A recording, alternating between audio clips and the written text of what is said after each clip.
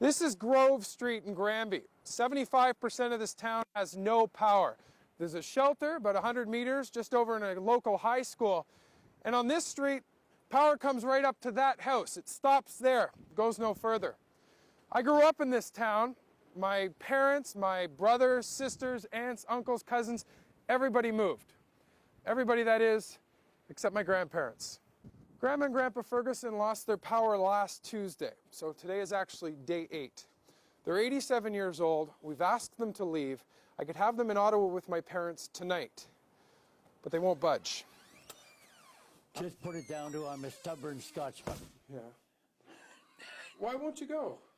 It would have been easier. We could have drained the pipe. Because I love my house, and I want to make sure that it's not ransacked by somebody. They're talking about it now. Put another log in the fire.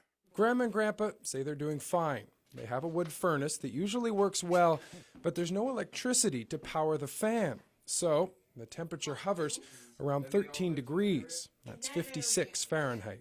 As far as my thermometer, it's 60. But around supper time, it gets warm. I spent 2 days here on the weekend, and I never saw it reach 60. Yeah, but you haven't got my eyes. Ah, okay. I see. This is my grandparents' house. I'll show you how they're coping. This is my grandfather's bedroom. You can see the big blanket. He says he's keeping warm. And my grandmother's room, just count the blankets here. You got 1, 2, 3, 4, 5, 6. 6 blankets. She says she's warm too. And out the back window, you can see what the ice storm's done to the backyard. A neighbor hooked up an extension cord, but it's only strong enough to run the television.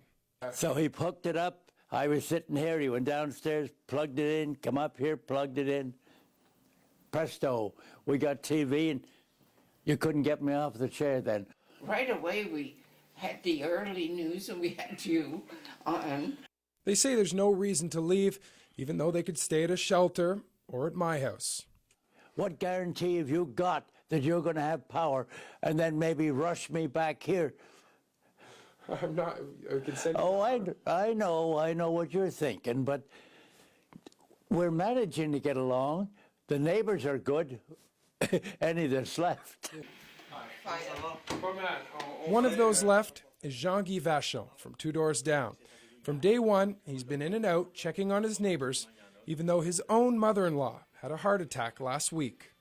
You come now with my place there. You want to go warm up? No, I want to warm this house up first. You get that 100-foot, Okay. go over to his place, disconnect the wire that's there, tie the new one onto it, and then pull it across. Grandma went to Jean-Guy's. Downstairs, we worked on the furnace. I've been so long here on this house, in this house, 37 years now.